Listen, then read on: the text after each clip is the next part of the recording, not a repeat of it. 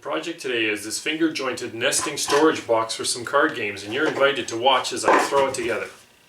My son bought this set of card games a while ago. It was second hand, so it didn't have a box. So 2 days before he goes away to work at camp for the whole summer, he comes to me and says, "Can I make him something?"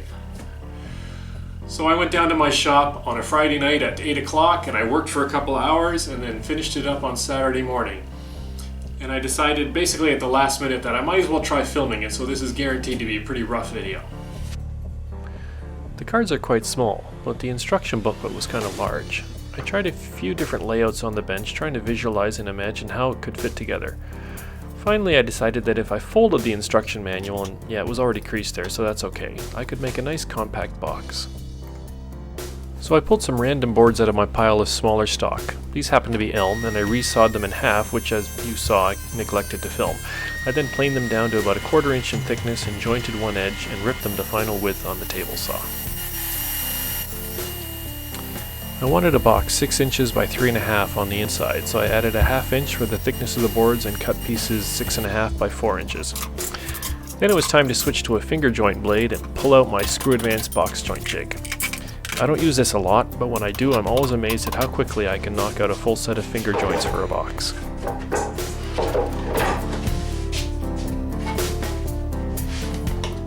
One challenge with small boards is that their shortness makes it difficult to securely clamp them in the jig. I get around that by using spacers to help distribute the clamping force, as you can see here. I know that Matthias added a push-type clamp to his jig not too long ago to address this very issue.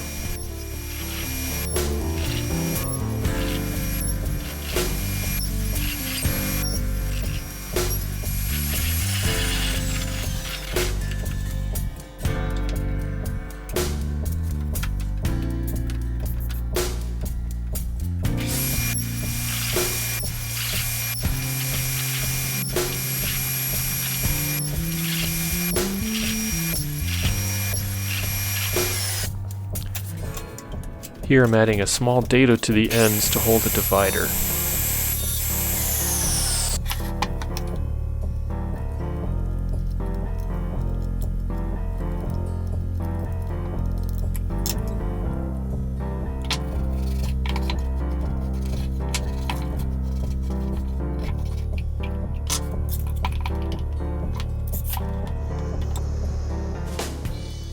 I added a simple oak plywood bottom to the box, and then I went back and made another box. I could have made them both right away if I had trusted my measurements a bit more.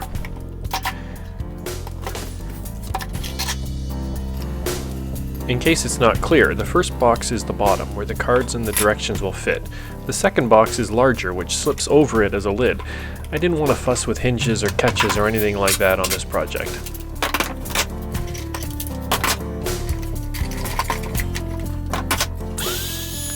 I rounded over the edges on the router table and sanded the fingers flush on the sander, and then I fit in the divider. I didn't bother gluing it as it fit pretty tight just with friction.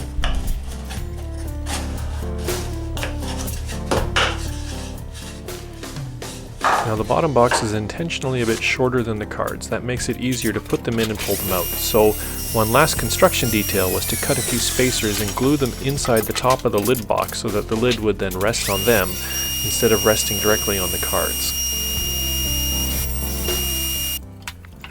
And of course it's great fun to be able to customize the box with some labels using the toner transfer method.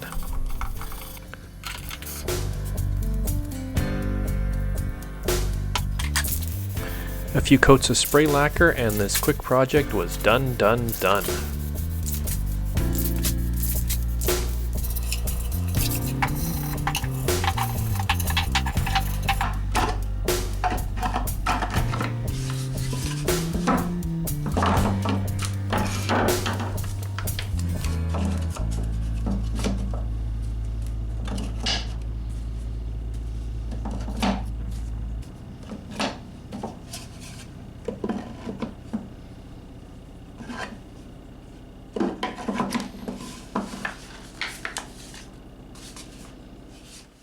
Once again, I'd like to thank you for coming by and watching. If you're new here, welcome. Please subscribe and you'll find out about my next project as soon as it's finished. If you visit my website, you can find dozens of projects going back years in my pre-video days.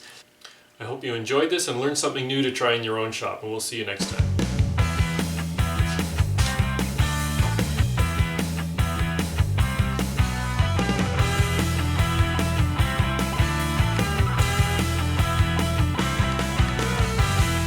project today is this finger jointed nest